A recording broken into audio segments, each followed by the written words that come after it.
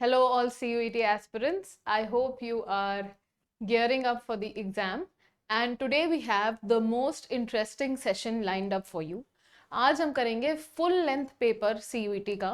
This is an actual paper of CUET. आप देख सकते हैं कि पीछे जो फॉर्मेट है वो भी एग्जैक्टली पेपर का फॉर्मेट है. एक भी क्वेश्चन जो है वो नहीं बदला गया है. This is exactly what you can expect for CUET in 2024. So without wasting any more time, let us proceed. और ये जो पर्टिकुलर क्वेश्चन पेपर है इससे आपको बहुत अच्छा आइडिया मिल जाएगा कि क्या बोलता है सीयूईटी की सिलेबस है और क्या उसी हिसाब से पेपर आता है. कहीं ऐसा तो नहीं कि कुछ एक्स्ट्रा टॉपिक्स आ जाते हैं जो शायद उन्होंने सिलेबस में मेंशन नहीं किए हैं. तो आइए चलते हैं, एक्सप्लोर करते हैं इस पूरे पेपर सेट को. इंग्लिश सेक्शन में 50 क्वेश्चंस आते हैं, लेकिन आपको अटेम्प्ट बेस्ट 40 करने होते हैं. मतलब जो 40 आपको लग रहा है कि आपके सही होंगे, सिर्फ उन्हीं को अटेम्प्ट करना होता है. So this is a first question here and this passage is given to you. ये पूरा पैसेज लेंथ है. इसके बाद नेक्स्ट पेज पे क्वेश्चंस शुरू हो जाएंगे. तो मैं ये चाहूंगी कि क्वेश्चंस देखिए बहुत आसान आते हैं सीयूईटी के कॉम्प्रिहेंशन के, तो बहुत ध्यान से इस पैसेज को सुनिएगा. और हमारी कोशिश ये रहेगी कि हमें पैसेज तक दोबारा जाना ना पड़े. वैसे तो स्पीड रीडिंग की जो टेक्निक्स होती हैं वो आपको क्लास में बताई जाएंगी बहुत डिटेल में, लेकिन आज के लिए हम पूरे ध्यान से इस पैसेज को पढ़ेंगे और कोशिश करेंगे कि 5-6 जो भी क्वेश्चंस पूछे गए इस पैसेज से, उसके लिए हमें पैसेज पे वापस ना आना पड़े. ठीक है. So, there is a lovely story of a tree and a little boy who used to play in its shade. बहुत easy English है. They had become friends. One day the boy sat leaning. Leaning मतलब take ली हुई थी पेड़ की. Leaning against the trunk of the tree, crying. He was hungry. रो क्यों रहा था? क्योंकि उसे भूख लगी थी. Eat my fruit, said the kind tree, bending down one of its branches. The boy ate the fruit and was happy. The boy grew up. One day he sat under the tree with an anxious look on his face. What is the matter? Asked the tree. I am going to marry and I want a house to live in, said the young man. Cut down my branches and build your house, said the tree. The young man built a house with the branches of the tree. The young man became a sailor. One day he sat under the tree with a worried look. What is the matter? Asked the tree. My captain is a cruel fellow. I want a ship of my own, said the sailor. Cut down my trunk and build a ship. The sailor lost his ship and returned home as a helpless old man. On a cold winter's day, he stood where the tree once was, leaning on his stick. अब देखिए पेड़ को काट काट के कुछ भी नहीं बचा, सिर्फ स्टंप बचा है पेड़ का, और उस पे भी लीन होके वो जो है बूढ़ा व्यक्ति हो चुका है वो लड़का, और अब वो ठंड से कांप रहा है. Make a fire of me, मेरी लकड़ियां जला लो और अपने आप को गर्मी पहुंचा लो. Set the stump of the tree. Stump is the remaining part when the tree is cut. The remaining short stand which is left of the trunk, that is the stump. The stump of the unselfish tree burnt in the fire, softly humming a tune. So a very poignant passage, a very relevant passage. Let's now have a look at the questions. And like I said, कोशिश ये करिएगा कि आप एक ही साथ जो है सारे questions को attempt कर लें. This is the first question. As you can see, काफी मेहनत से ये क्वेश्चन बनाया गया है. पूरी टेबल है आपके सामने, लिस्ट 1 एंड लिस्ट 2 की. आपको सिर्फ मैचिंग करनी है. Okay, you just have to match. The boy was crying. Why was the boy crying? और यहाँ पे भी I will give you a short tip for it. बिल्कुल जरूरत नहीं है कि खुद से फोकस करें, सिर्फ आप ये मैच करना शुरू करिए. देखिए आपको एक बात बताते हैं, कंपेटिटिव एग्जाम में जल्दी भी रहती है क्वेश्चन करने की, तो सबसे पहले ऑप्शन देखा करिए. भाई ऑप्शन से अलग तो कुछ मार्क कर नहीं देंगे आप. जो पूछा गया भाई तो मार्क करेंगे. ऑप्शन में जो ऑप्शन है उसी को तो टिक कर पाएंगे, है ना. तो यहाँ पे लिखा है A4, A3, A1, A2. अब आपको कुछ नहीं करना है, सिर्फ ए लाइन को मैच करना है कि क्यों रो रहा था. मैंने आपको अभी बताया था वो रो इसलिए रहा था क्योंकि वो भूख लगी थी उसे. तो हमारा आंसर मोस्ट प्रोबेबली क्या आ रहा है? हमारा आंसर मोस्ट प्रोबेबली A3 की वजह से हम सिलेक्ट कर सकते हैं. ठीक है. अब देखिए ये तो हो गया, the boy was crying because he was hungry. अब इसको चेक करना है, सिर्फ चेक करना है. The young man was anxious to marry and wanted a house of his own. C1. The sailor was worried and wanted to own a ship of his own. And D4. कुछ बचा ही नहीं करने के लिए. मुश्किल से 10 सेकंड का भी क्वेश्चन नहीं है ये. ठीक है ना.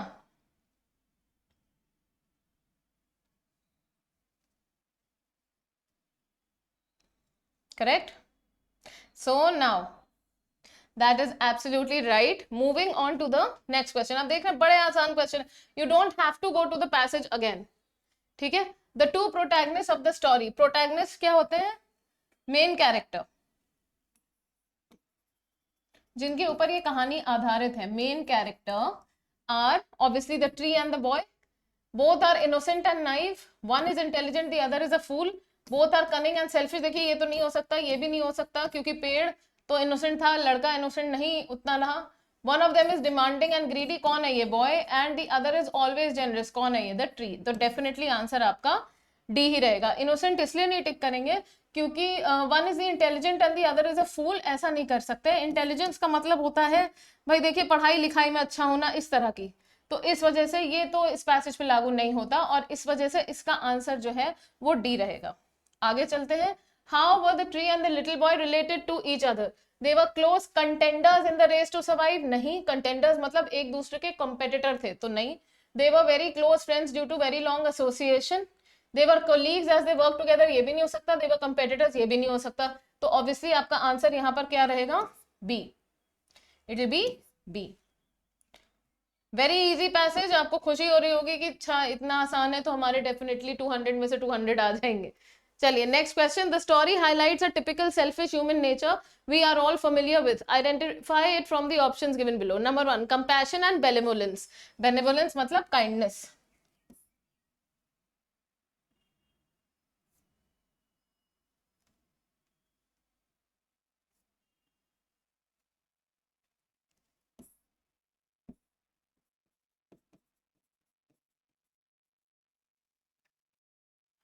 Conservation of forest, mindless greed to possess more and more wealth, then heartless and foolish exploitation of nature. आप खुद बताइए इसमें से क्या आंसर होना चाहिए। देखिए वेल्थ की उतनी बात नहीं हुई है जितना एक्सप्लॉयटेशन ऑफ नेचर की बात हुई है, कि उसे जब कभी कुछ भी चाहिए होता था उसने पेड़ को तब तक यूज किया जब तक वो पेड़ का स्टंप भी बचा था, छोटा सा डंडा बचा था पेड़ का, उसको भी उसने इस्तेमाल कर लिया।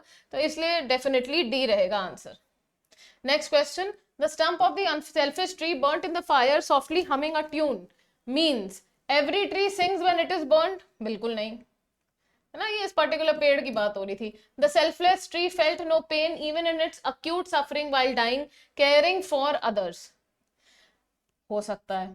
द फ्रेल, फ्रेल यानी the weak and wonderful tree tried to forget its pain by humming, बिल्कुल ये नहीं इंप्लाइड हो रहा है, पेन की कोई बात नहीं हुई है। The tree was a fool and humming it did not realise it was dying, बिल्कुल भी नहीं, वो अच्छे से जानता था वो मर रहा है, वो जान मूझ के मर गया just to help his friend. What a selfless tree. Next question. How would you define the relationship that the story illustrates? Choose the correct answer from the following options. It was a mutual symbiotic relationship. अब mutual symbiotic relationship क्या होती है? जिसमें दोनों party का बराबर से benefit हो, लेकिन आप यहाँ पे साफ देख सकते हैं कि यहाँ पे लग रहा है कि एक ही व्यक्ति बेनिफिट उठा रहा है, और वो कौन है? The boy. Then you have it was a relationship based on deceit and treachery, धोखाधड़ी, treachery मतलब deceit and deception, fraud, अभी fraud जैसा तो कुछ नहीं हुआ है। It was a one-sided relationship, बिल्कुल सही है, where the tree loved, cared for and supported the boy till its end. बताइए इससे अच्छा ऑप्शन नहीं हो सकता। It was a disguised enmity, disguise मतलब भेष बदल के, enmity मतलब दुश्मनी की गई है। ये भी मुझे लग रहा है इसी पे आपका पैसेज एंड हो गया है। अब हम दूसरे पैसेज की तरफ चलते हैं। तो आपने देखा कि ये कितना आसान पैसेज था। अगर कोई बच्चा रीडिंग कॉम्प्रिहेंशन के डर से इसे छोड़ दे तो इसमें पूरी गलती किसकी होगी? बच्चे की। एग्जाम बहुत आसान है। नेक्स्ट पैराग्राफ पढ़ते हैं हम, बस इतना ही पैसेज है आपका छोटा सा। I must say that beyond occasionally exposing me to laughter, my constitutional shyness has been of no great disadvantage to me. वो कह रहा है कॉन्स्टिट्यूशनल शाइनेस, कॉन्स्टिट्यूशनल का मतलब है इनहेरेंट, जो मेरे साथ हमेशा से थी, जिसका मैं बना हुआ हूं, कॉन्स्टिट्यूशनल।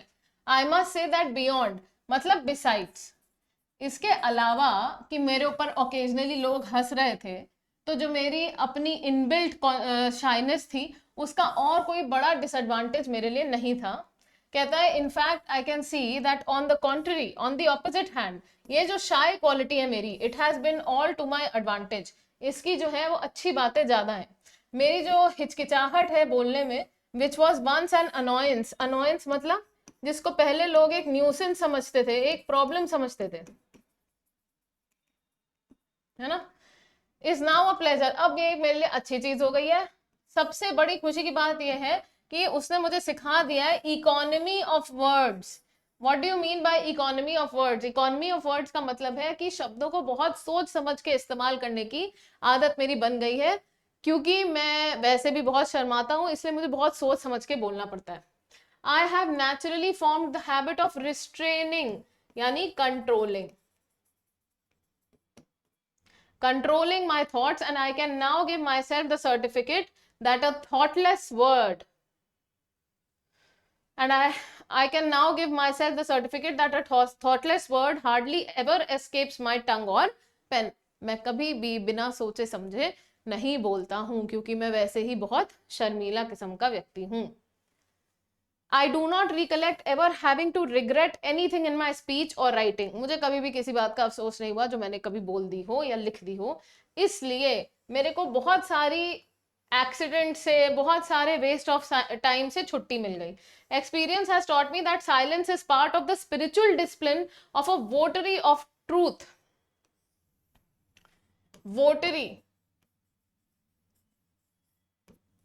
spiritual practice. उसने कहा है ना केवल शांत रहने से, ना केवल सोच समझ के बोलना आ गया है मुझे, क्योंकि मैं बहुत शर्माता था, पर मुझे एक चीज और पता चली है कि silence is a part of a spiritual discipline. Proneness यानी ओपननेस, सेंसिटिविटी टू एग्जैजरेट, बढ़ा चढ़ा के बोलना, to suppress or modify the truth wittingly or unwittingly is a natural weakness of man, and silence is necessary in order to surmount मतलब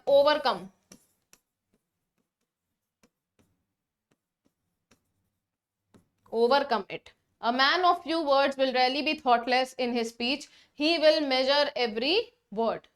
कहता है he is going to measure every word, इसीलिए उसने word use किया था economy of speech. I hope this passage is very clear. It's a very short passage again, and yes, this is our next question. The expression my constitutional shyness in the given passage would mean, मैंने आपको बताया था। अब देखिए इसमें लिखा है shyness mentioned in article 1 in the Indian constitution, नहीं हो सकता। Shyness prescribed as the mark of democracy, नहीं। Yes, this is correct. Innate and natural shyness, I am sorry.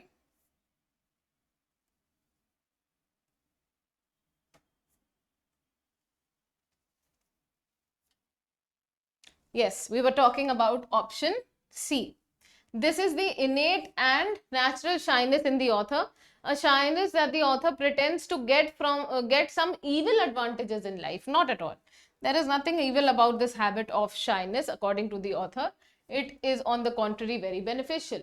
This is our second question from the same passage. The author, as a matured individual, believes that his shy nature brought him great advantage in life, unmatched joy and enchantment in life, disadvantage while performing rituals, media coverage.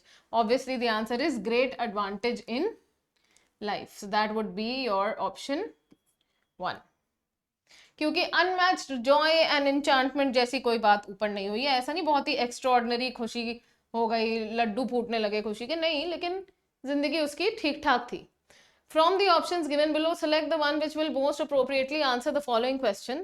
The author, due to his shy nature, इसको complete करना है, would aggressively attack any and every crowd around him, not at all. Worked hard to hide his stammer. Stammer का मतलब होता है रोक रोक के बोलना, जैसे शाहरुख खान बोलते हैं। इसका दूसरा शब्द है stutter, STUTTER, stutter. Third option देखेंगे, naturally form the habit of restraining his thought. Very good, this is the correct answer. Naturally form the habit of restraining his thoughts. जान, अभी मैंने पैसेज भी आपको पढ़ाया था, उसमें उसने साफ बोला है कि मुझे सोच समझ के बोलना आ गया, और जिसकी वजह से मैं बहुत थॉटलेस स्थिति में रहने लगा। और मुझे ये भी पता चला कि ये जो कम बोलने की आदत है, ये एक स्पिरिचुअल डिसिप्लिन का भी हिस्सा है। चौथा ऑप्शन देखेंगे, became an ascetic. Ascetic is a hermit, sage, तो ऐसा तो नहीं बोला उसने कि मैं साधु ही बन गया था, नहीं ये नहीं बोला उसने, तो इस वजह से हम इस ऑप्शन को टिक नहीं करेंगे, आगे चलेंगे। Next question, the author claims that he has rarely even spoken a thoughtless word due to his shy nature. He always speaks without thinking because he is shy. ये तो बिल्कुल गलत है.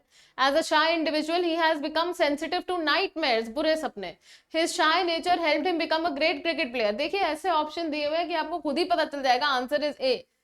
बिना मतलब बिना आपको सारे ऑप्शंस पढ़े हुए भी आप आंसर टिक कर पाओगे. क्रिकेट प्लेयर की बात हुई, नाइटमेयर, और ही always speaks without thinking, on the contrary he always thinks before speaking. Option A. Next question, from the options given below, select the one which will answer the question. Experience has taught the author that silence is better than laughter to stay fit. Silence is part of the spiritual discipline. ये तो वहीं से line थी, याद है आपको वोटरी वाली line, if you remember.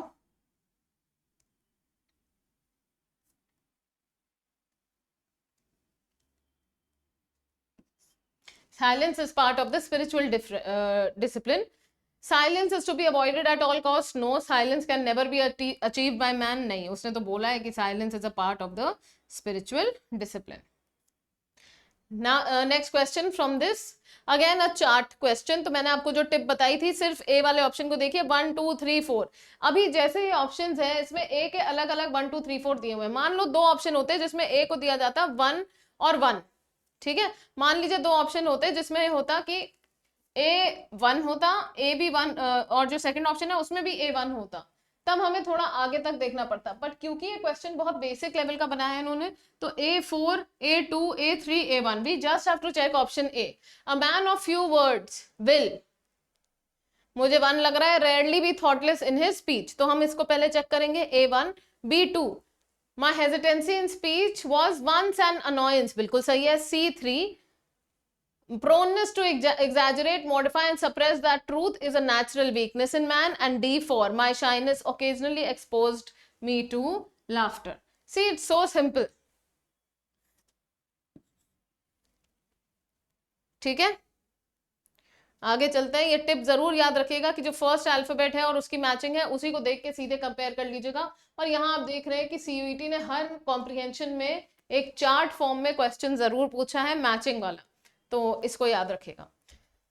Third paragraph for this exam was that unhappiness and discontent spring not only from poverty. Spring मतलब come up या come, not only from poverty. Man is a strange creature, fundamentally different from other animals. Second line पढ़ रही हूँ.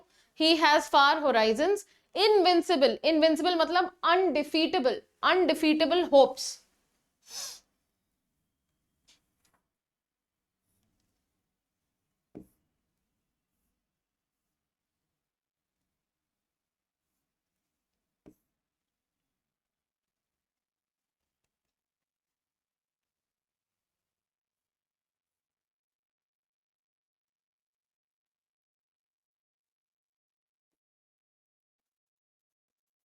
Undefeatable hopes, creative energy, spiritual powers. If they are left undeveloped and unsatisfied, he may have all the comforts which wealth can give, but will still feel that his life is not worthwhile. Worthwhile matlab does not have any purpose.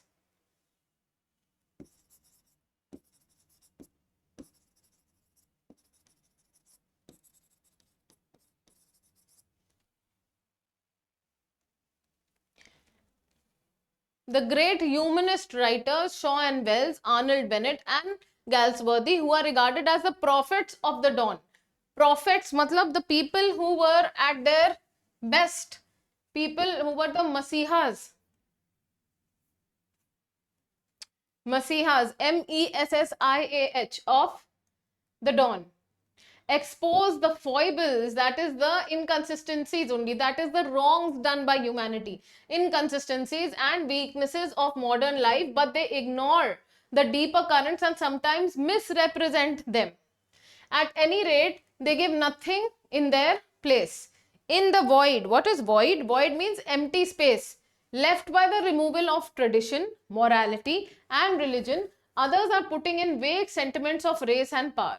क्या बोलना चाह रहा है यहाँ, थोड़ा सोचने वाली बात है. ये कह रहा है कि man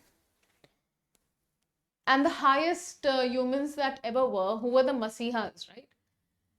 Even they have exposed the problems with modern life, but somewhere deep down, even they have ignored the follies of man. Folly समझते हैं?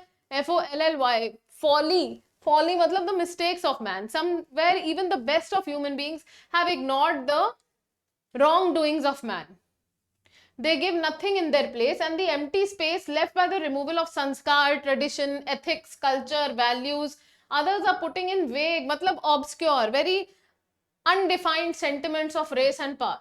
The modern mind is shaped by Rousseau's social contract, Marx's Capital, Darwin on the origin of species, and Spengler's The Decline of the West. These are very landmark books by various authors.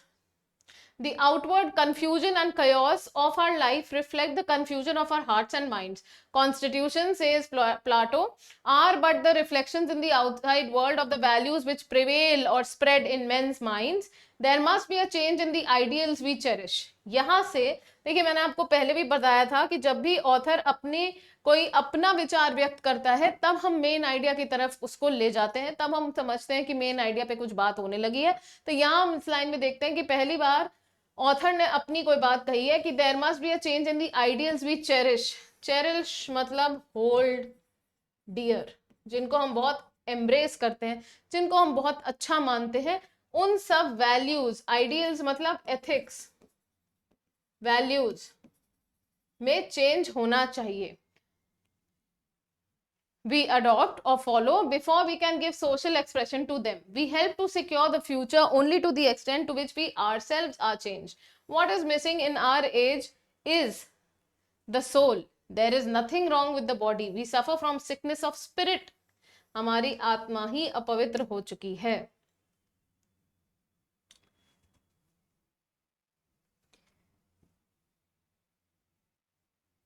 Then he says that we suffer from the sickness of spirit. We must discover our roots in the eternal and regain faith in the transcendent truth. What is transcendent? Transcendent is something when you go beyond the physical world.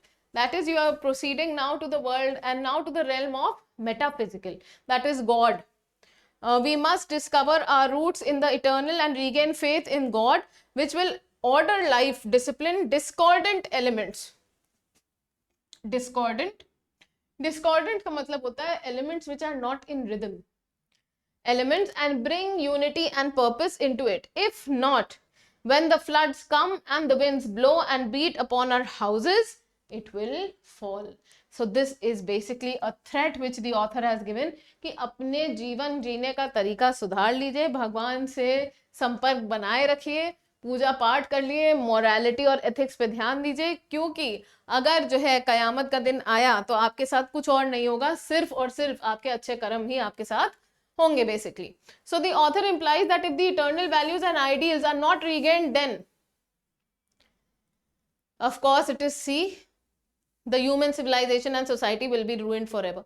The world will be flooded. नहीं, आप समझिए last line में जो वो कहता है ना कि बाढ़ आएगी और दुनिया खत्म हो जाएगी, तो उसका रेलेवेंस क्या है? उसका रेलेवेंस ये है आपको समझाने का कि जिस दिन कयामत का दिन होगा उस दिन फैसला सबका एक से एक भगवान करेंगे ही. तो of course option C. Then you have, according to the author, the humanist writers have ignored, of course they have ignored the spiritual aspect of life. That is option A. According to the author, how is man different from other animals? Yes, in his hopes, creative energies and spiritual powers. Money and material achievements की नहीं, physical prowess. Prowess का मतलब क्या होता है भाई? Prowess का मतलब होता है skill. Then you have, because of his unique power of speech. No, this has not been mentioned anywhere. Let's move on to the next question. According to the author, unhappiness and discontent spring from poverty, केवल और केवल गरीबी से, ignorance से, poverty along with the moral and spiritual degradation of man. Yes, that is correct. देखिए इस passage basically पूरा passage spirituality के बारे में ही था, तो ज्यादातर आंसर उसी से रिलेटेड होंगे. मेन आइडिया ऑथर का यही था कि अपने आप को ट्रांसेंडेंटल एलिमेंट से जोड़ लीजिए.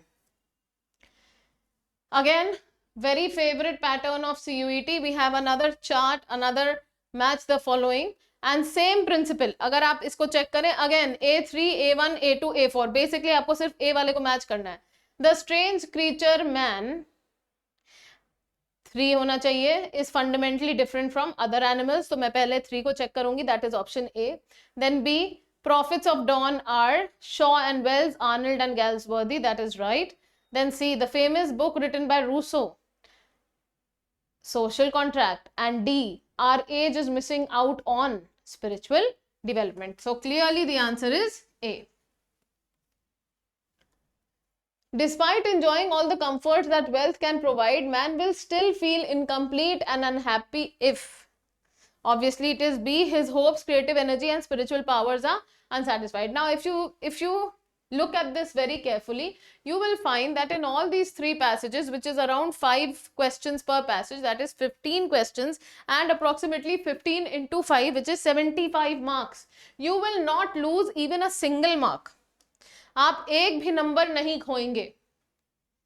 पता है क्यों? क्योंकि पैसेजेस भी आसान है और आपको लगाने का तरीका भी आता है. ठीक है, अब let us move back to this. तो ये हमारा खत्म हो गया, इधर ही खत्म हो गए हमारे पैसेजेस. अब हम आते हैं क्वेश्चन 19 पे और ये है from the given option select the pair of words which carries the same relationship to the given pair of words. अब यहाँ पर आपको देखना होगा, यहाँ पे ओरिजिनल पेपर में भी कुछ दिक्कतें आ गई हैं, जैसे कि यहाँ पर ये डिस्पाइट नहीं है, ये है डिस्पाइस और डिस्पाइस का मतलब होता है हेट. ये मैंने आपको पहले भी बताया है सिलेबस वाले वीडियो में. This is an analogy based question. इसमें आपको करना क्या है, पहले तो इसको बहुत ध्यान से पढ़ना है और क्या कह रहा है ये समझना है. Carries the same relationship to the given pair of words. Correct. तो अब इसके लिए हम क्या करेंगे, चेक करेंगे रिस्पेक्ट और रिगार्ड में क्या फर्क होता है. देखिए रिस्पेक्ट और रिगार्ड, आपने लेटर्स लिखे होंगे तो लेटर के एंड में लिखते हैं ना बेस्ट रिगार्ड्स. तो रिगार्ड जो है it is more formal in the sense it is very official. आप मेरे को लेटर लिखेंगे तो भी रिगार्ड्स यूज कर सकते हैं. आप किसी और को लेटर लिखें, फॉर दैट डिपार्टमेंट बिजली, फॉर दैट मैटर बिजली विभाग को भी आप लेटर लिखेंगे तो रिगार्ड्स लिख सकते हैं. लेकिन respect is very deep, it is deeply ingrained. Respect आपको उसी को देंगे जो किसी पोजीशन पे हो भाई, जिसके लिए आपके मन में कोई आदर की भावना हो, उसी को तो रिस्पेक्ट करेंगे. तो मेरा कहने का मतलब है कि रिगार्ड्स जो है वो आपका बहुत ही लेटर्स में कैजुअली यूज होता है. रिगार्ड का तरीका थोड़ा कैजुअल है पर जो रिस्पेक्ट है it is much more deeper and it is very well ingrained. तो यही रिलेशनशिप हमको यहाँ पे चेक करनी है. स्टेन और स्पॉटलेस, अगर आप देखेंगे तो स्टेन का मतलब होता है दाग और स्पॉटलेस का मतलब होता है क्लीन. तो ये तो एंटोनिम हो गए, तो ये आंसर नहीं हो सकता. फिर रूइन एंड रिपेयर, ये भी एंटोनिम्स हो गए. एक का मतलब होता है बर्बाद कर देना, डिस्ट्रॉय कर देना. एक का मतलब होता है ठीक कर देना. डिटेस्ट का मतलब होता है हेट. और डिस्पाइज जो मैंने आपको करेक्शन कराया था, डिस्पाइज का मतलब भी हेट होता है. मगर डिटेस्ट का मतलब होता है very hateful, somebody whom you cannot stand, somebody whom you loathe, LOATH, मतलब बर्दाश्त नहीं होता है, just hate him. तो ये क्या हो गया, हायर डिग्री ऑफ हेट.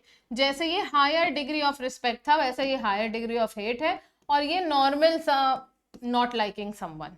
फिर रिग्रेट और रिजॉइस, ये भी आपस में एंटोनिम है. तो इसका सही आंसर आपके लिए होगा सी. याद रखिएगा यहाँ पर एक प्रिंटिंग मिस्टेक एग्जाम की तरफ से ही था, तो अब चाहे तो आप में से कोई इस क्वेश्चन को छोड़ भी सकता था. From the given option select the pair of words which carries the same relationship to the given pair of words. अब यहाँ पर देखेंगे तो ये क्या है,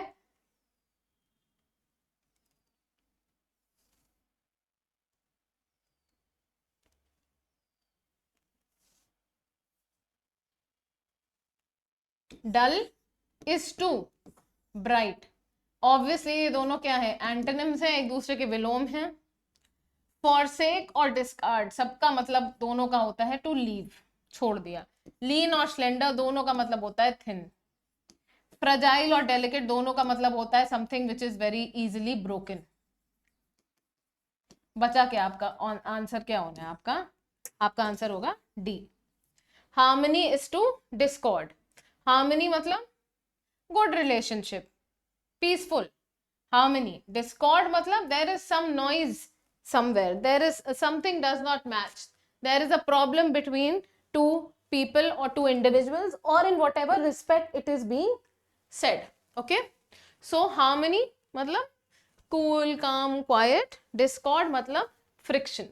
So obviously your answer should be D, क्योंकि ऊपर लिखी हुई जो रिलेशनशिप है डल और ब्राइट वो भी एंटोनिम रिलेशनशिप है, यानी कि dull is the opposite of bright. Question 21. From the given option, select the pair of words which carries the same relationship to the given pair of words. Same काम करना है आपको, ये बहुत ही easy है. Happiness is to misery. Happiness, खुशी is to misery, sadness. Violent is to wild, ये same हो गया. Construct is to dismantle, ये बिल्कुल सही है. Construct का मतलब होता है to build और डिसमेंटल का मतलब होता है टू डिस्ट्रॉय. डिसेप्शन और फ्रॉड सेम है. ट्रैंक्विलिटी और quietness are the synonyms of calm. ठीक है. फ्रॉम द गिवन ऑप्शंस बस ये देखना है कि सेम रिलेशनशिप टिक करनी है, बस, अब कोई दिक्कत ही नहीं है. Resolute and determined. रेजोल्यूट का मतलब होता है वेरी डिटर्मिन्ड. ओके, सो ये अपने आप में क्या है? सिनोनिम्स है. अपीज, अपीज का मतलब होता है to calm down, pacify, placate और फ्राइटन, डरा देना. Hinder is to assist. अब ये देखिए सिनोनिमस है, लेकिन ये भी एंटोनिम हो गया, ये भी एंटोनिम हो गया, तो ये आंसर नहीं हो सकता. बसल, मोशनलेस, मिनिएचर, स्मॉल. बसल का मतलब होता है मूव अराउंड और मोशनलेस का मतलब है नो मूवमेंट. असिस्ट का मतलब होता है हेल्प. हिंडर का मतलब होता है टू क्रिएट ऑब्स्टिकल्स.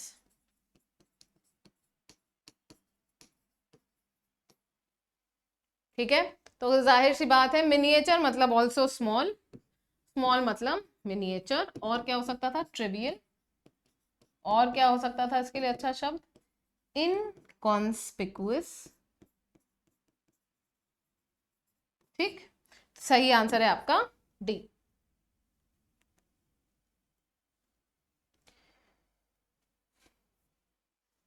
क्वेश्चन 23.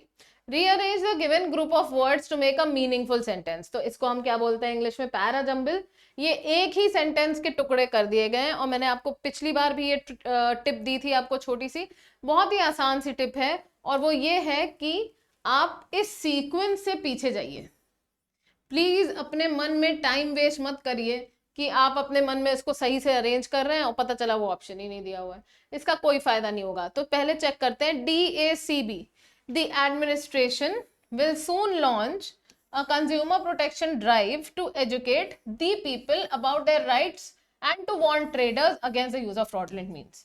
बिल्कुल सही है, एकदम सही इसकी मीनिंग निकल के आई है, पर आप बाकी ऑप्शंस भी चेक कर लीजिए just in case. BCAD, against using fraudulent means. यहां से सेंटेंस शुरू ही नहीं हो सकता क्योंकि अगेंस्ट के पहले कुछ आना जरूरी है, वार्निंग अगेंस्ट होना चाहिए ना. CABD, the people about their rights and to warn traders a consumer protection. Again mismatched, no sense between the two sentences. DC, the administration will soon launch. The people, people को ही launch कर देगा administration. Not going to be possible. Alright, so the correct answer is definitely option A. आपने देखा कितनी आसानी से आप क्वेश्चंस लगा पा रहे हैं. They are so simple. Rearrange the given groups of words to make a meaningful sentence again. We will go back from the options itself. BACD, in any form without the written permission, no part of this publication may be. अरे भाई पहले तो ये बोला ना, no part of this publication may be reproduced, stored or transmitted in any form without the written permission किसकी? of the publisher of the book. तो A से शुरू होना चाहिए. So this is right. no part of this publication may be reproduced or stored or transmitted in any form without the written permission. सही answer क्या दिख रहा है आपको? सी। लगा के भी देख लिया है और किसी तरीके से ये अरेंज हो भी नहीं सकता है। Again a rearrangement. अब देखिए यहाँ पे छोटी छोटी टिप्स भी दे देती हूँ आपको यहीं पर, वैसे तो इसकी अलग क्लास होती है पूरी, बट कोई बात नहीं, आपको यहीं समझा देते हैं। DBCA चेक करिए, for the common good of Mankind, इससे नहीं शुरू हो सकता। एंड अग्री तो बिल्कुल नहीं शुरू हो सकता, यानी सी और ए से ही शुरू होना है। If all the nations work together, ये बिल्कुल स्टार्टिंग लाइन हो रही है। फिर इफ के बाद देन आ सकता है ना, if all the nations work together, ठीक है। अब एक बात बताइए, अगर आपने इफ के बाद देन लगा दिया तो बाकी ऑप्शन कहाँ जाएंगे? If I will have cake then I will be very happy, कुछ बचे इसमें गुंजाइश आगे जाने की? नहीं।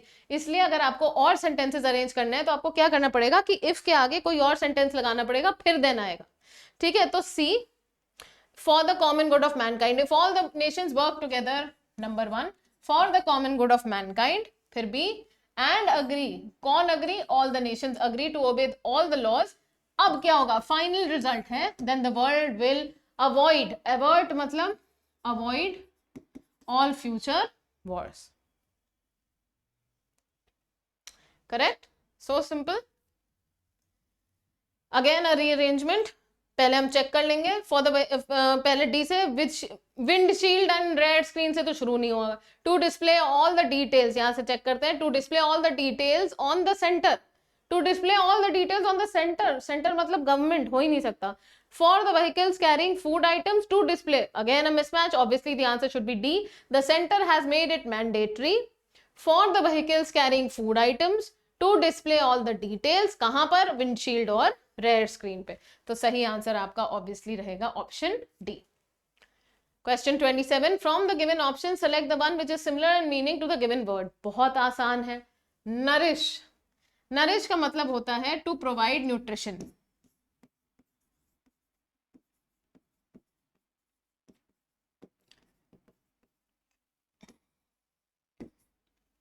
Nurture is right. नेगेट का मतलब होता है कैंसिल, नेग्लेक्ट मतलब अवॉइड, लीव, नेटिव मतलब a person who is an inhabitant of this place, original inhabitant. I am a native of Lucknow, which would mean that I live here, I have been born here. Next word is listless. Very simple vocabulary is being asked in your exam. Listless का मतलब होता है lethargic, ठीक है। brisk का मतलब होता है fast, lively का मतलब full of energy, enthusiastic मतलब full of again energy, full of vibrance, full of happiness, full of energy, ठीक है। So obviously इसका आंसर listless का है C, lethargic. From the given option, select the one which is similar in meaning to the given word. Sophisticated. See, sophisticated का मतलब होता है somebody who is excessively experienced, somebody who knows the details of that particular thing. So here you have experience. Naive, N-A-I-V-E का मतलब होता है innocent. और इसके लिए एक अच्छा शब्द क्या है? Gullible. Then you have simple and easy, जिसके मतलब भी आपको पता होंगे, simply and easily. तो answer is option D. Lament. Lament का मतलब होता है to cry about something, to mourn something. M-O-U-R-N, किसी चीज के पीछे दुख मनाना, जोर जोर से रोना, that is lament. Console का मतलब होता है again to provide consolation, to provide hope to someone, to provide peace to someone. Celebrate आपको पता ही होगा. Complain का मतलब किसी की शिकायत कर देना. तो यहां पर सही आंसर आपका होगा option 2. From the given option select the correctly spelt word. अब देखिए आपके एग्जाम में स्पेलिंग्स भी आई हैं. तो deteriorate, पहला शब्द था deteriorate, तो सही स्पेलिंग है option C, D-E-T-E-R-I-O-R-A-T-E, deteriorate. Deteriorate का मतलब क्या होता है? स्थिति खराब हो जाना, to make things, to worsen things basically.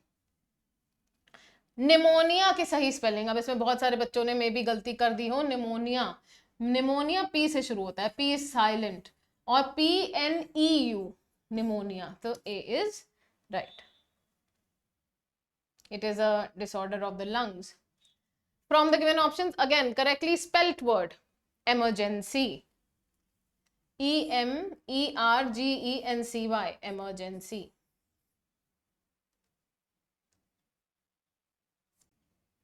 From the given options, correctly spelt word bureaucrat.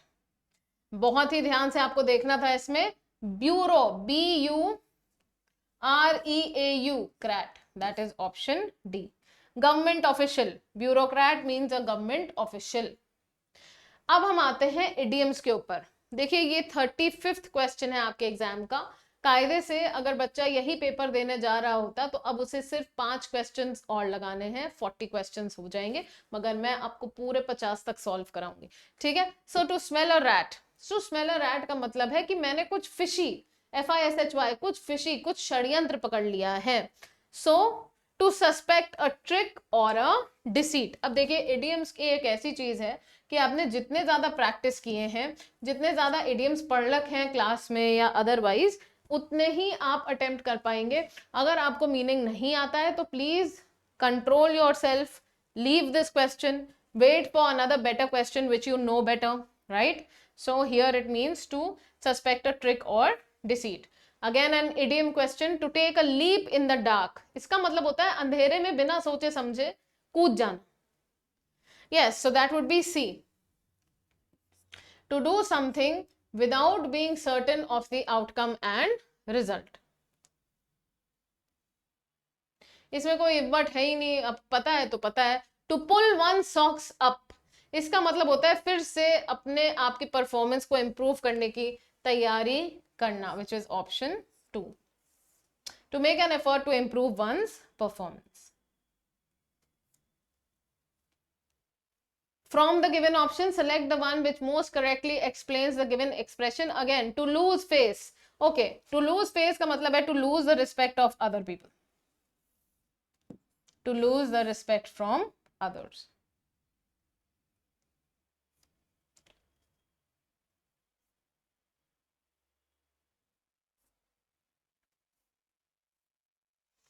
Okay. अब देखिए वन वर्ड सब्स्टिट्यूशन भी आ गया है. From the given options, select the one which can replace the given expression. One who is new and inexperienced in a certain job. जो व्यक्ति नया नया हो, जिसको हम नौसिखिया कहते हैं, novice is right. Veteran is a very experienced person. Versatile is a person who can do a lot of things together. Namesake is just another name for it, just for the name of it, that's it. Novice का मतलब क्या होता है? Tyro. He is just a namesake partner, मतलब बस उसका नाम पड़ा हुआ है, काम वाम कुछ नहीं करता. Tyro. Another synonym for novice is rookie. People who are doing things for the first time. Dilettante. Spelling देखिएगा dilettante की. ठीक है, यहां पर आंसर आपका नोविस रहेगा. We come to 40th question. From the given option, select the one which can replace the given expression. One who hates mankind. देखिए, sadist is a person who is happy. ये one word substitution हो रहा है. At other people's misfortune. One who is happy at other people's misfortune. Narcissist, who thinks he is the best. Who thinks he is the best. He is obsessed with his own self. Obsession है अपना ही. Narcissistic. Misanthrope, this is the word we were looking for. यहाँ पर miss is the root word for hate. Anthrope मतलब humanity. तो आपसे पूछा गया है somebody who hates mankind, somebody who hates humanity, that is a misanthropist. Then you have misologist, hates logic. आपको लगता है ना ऐसे भारत में बहुत सारे लोग हैं जिनको लॉजिक से ही नफरत है, तो hates logic, misologist. लॉजिक लगा ही हुआ है उसमें. So somebody who hates logic, misologist. Next we move on to the 41st question now. From the given option, select the one which can replace the given expression. Recurring every 10 years. हर 10 साल में होने वाली चीज. बड़ा आसान है. देखिए centennial. Centennial is something which occurs in every 100 years. Biennial is something which occurs every 2 years. Decennial is something which occurs every 10 years. That's why it's your answer. Quadrennial is something which occurs every 40 years. ठीक है? Moving on. Fear of water. देखिए ये बहुत बार पूछे जा चुके हैं आपके CUET में. अलग अलग प्रकार के जो फियर होते हैं कई बार पूछे जा चुके हैं आपके एग्जाम में. तो पहली बात तो phobia is the root word for fear. ठीक है. Hydro is the root word for water. तो ये तो बहुत आसान था, हाइड्रोफोबिया. अब हम आते हैं क्लेप्टोफोबिया पे. क्लेप्टो का मतलब होता है स्टीलिंग. तो क्लेप्टोफोबिया का मतलब हो गया people who are very scared that their things will get stolen. ऐसा ही एक शब्द है क्लेप्टोमेनिया. राइट. ऐसा ही एक शब्द है क्लेप्टोमेनिया. क्लेप्टोमेनिया कौन लोग होते हैं? जिनको चीजें चुराना बहुत पसंद होता है, उनका क्या नाम होता है? क्लेप्टोमेनियक. मॉल जाएंगे, बिना पैसा दिए कुछ चुरा लाएंगे. चुरा तो नहीं पाएंगे लेकिन कोशिश करेंगे चुराने की. ठीक है. Please be very careful. कहीं भी आपको ये शब्द मिल जाए फोबिया से रिलेटेड, मेनिया से रिलेटेड, तो इनको जरूर देखिएगा. Next word is hodophobia. Extreme fear of सोच पाएंगे आप? Extreme fear of travelling. Hedonophobia. देखिए hedonistic. Hedonistic is the word from which hedophobia has been taken. Hedonism. Hedonistic वो लोग होते हैं जो लग्जरी के पीछे बेहद पागल रहते हैं, उनको हर किस्म की लग्जरी चाहिए. एल्विश यादव. ठीक है. सो हीडोफोबिया इज फियर ऑफ लग्जरी. हमारे मम्मी पापा की जो जनरेशन है उसको ये थोड़ा बहुत फियर है. 1 लाख 2 लाख रुपए के तो लोग बैग खरीद रहे हैं आजकल. तो वो तो कहाँ ही हीडोनिस्टिक, वो तो हीडोनिस्टिक हुए. हीडोनोफोबिया उनको होता है, उन लोग की मम्मियों को. अरे 2-3 हजार का बैग कैसे ले लिया? हीडोनोफोबिया. तो आपसे पूछा था फियर ऑफ वाटर, तो ये हो गया आपका हाइड्रोफोबिया. अब देखिए 43rd क्वेश्चन ऑनवर्ड्स इन्होंने फिगर्स ऑफ स्पीच पूछे. अब क्या होते हैं, थोड़ा सा इंट्रोडक्शन देना पड़ेगा. फिगर्स ऑफ स्पीच क्या होता है? देखिए फिगर्स ऑफ स्पीच यूज किए जाते हैं ग्रामर में to make the story line, to make learning more interesting. We use figure of speech. और फिगर ऑफ स्पीच कई प्रकार के होते हैं, जैसे आपके litotes, hyperbole, oxymoron, metaphor, simile. शायद आपने कुछ तो सुने भी होंगे. ठीक है. बहुत बहुत प्रकार होते हैं. Alliteration, onomatopoeia, so many of them. So let us now do the questions which have been asked in CUET. Matthew met Michael at the mayor's moor. अब यहां पर देखिए आप, ये जो स्टार्टिंग वर्ड है कॉन्सोनेंट M, ऐसी चीज को हम अलिटरेशन कहते हैं. जैसे कि Betty bought some butter but the butter was bitter, so Betty bought better butter to make the bitter butter better. सब कुछ बी से शुरू हो रहा है. It is an alliteration. Next question 44. From the given option select the figure of speech poetic device used in the expression Chandu's uniform fits him like a glove. ये जो इसमें ग्लव का प्रयोग ये जो किया है ना, fits him like a glove, या लाइक का प्रयोग हो गया है. सॉरी, ये लाइक का जो प्रयोग हुआ है इसकी वजह से दिस बिकम्स अ सिमिली. अगर लाइक ना होता, Chandu's uniform is a glove, तब हम उसे मेटाफर कहते हैं. ठीक है. मगर ये प्रयोग गलत होता, इस केस में ये सिमिली है.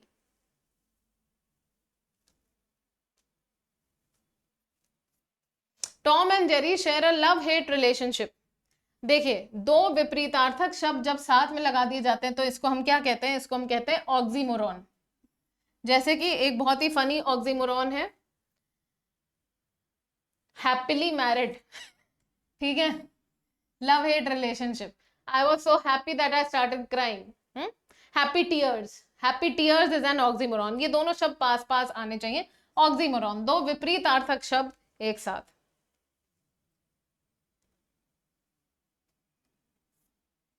All the world is a stage. ये देखिए, अब यहां पर ये कोई प्रयोग नहीं करता है लाइक का, एज का, ठीक है, तो this is straight away a metaphor. There is no use of like और एज, वरना ये सिंपली होता अलिटरेशन में आपको बता चुकी हूं। अब ये क्या है? मेटाफर। सारी दुनिया एक स्टेज की तरीके से है।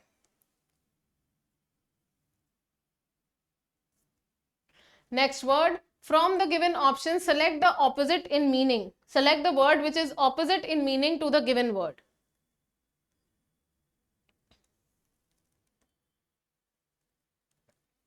लाइबिलिटी। लाइबिलिटी का मतलब होता है एक डेट, ठीक है, it could be property, it could be money also. Opposite in meaning मतलब क्या हो गया? एसेट। कोई चीज जो आपके काम की चीज हो, एसेट, जिसे आपको चुकता करना पड़े, liability. From the given option select the opposite in meaning to the given word. Stringent का मतलब होता है वेरी स्ट्रिक्ट।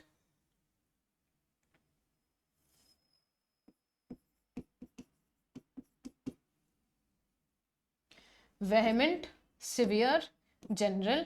जनरल तो अलग हो गया, वेहेमेंट और सिवियर आ जाएगा स्ट्रिक्ट स्ट्रिंजेंट का इस सिनोनिम में। Lenient is your answer. Lenient का मतलब होता है वेरी रिलैक्स्ड, जो मना है सो करिए, बहुत ज्यादा स्ट्रिक्ट नहीं है।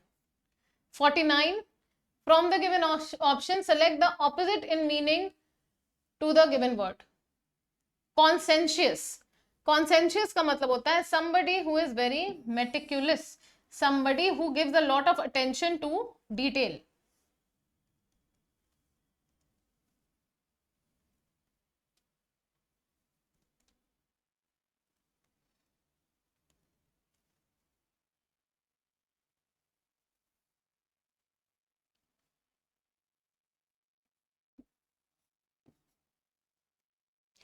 Scrupulous, somebody who is very idealistic and follows ethics and moral values. Scrupulous, irresponsible, जिम्मेदारी नहीं निभाता। Mutual मतलब for the benefit of both. With this we come to the last question of your CUET paper, and the question is on the word perennial. Perennial का हमको opposite टिक करना है। देखिए, perennial का मीनिंग होता है हमेशा चलता रहे, इंसेसेंट, कभी ना खत्म होने वाला, ठीक है। तो पेरिनियल का ऑपोजिट क्या हो जाएगा? Seasonal. It is a perennial tree, मतलब हर समय जो है उस पे पत्ते रहते हैं, कभी भी पत्ते झड़ते नहीं है, हर वो ट्री हमेशा जिंदा रहता है, हमेशा कंटिन्यूअस है, कंटिन्यूअस, ऐसा कांस्टेंट। तो सीजनल तो नहीं हो सकता है ना। तो with this we come to the end of your paper. I hope you have seen the entire video. We have done all 50 questions for the past year question paper, and like I have already said so many times कि past year question paper are the biggest reflection of your preparation. So with this I would request you to see all our videos on study pattern, on the preparation, on how to score 200 marks in CUET, what is the syllabus for the exam, ये देखना सबसे पहले बहुत जरूरी है। और इसको papers को सॉल्व करते रहिएगा, पूरे उत्साह के साथ तैयारी करिए। डेफिनेटली इंग्लिश सेक्शन में तो आपके 200 नंबर आ ही जाएंगे। Thank you.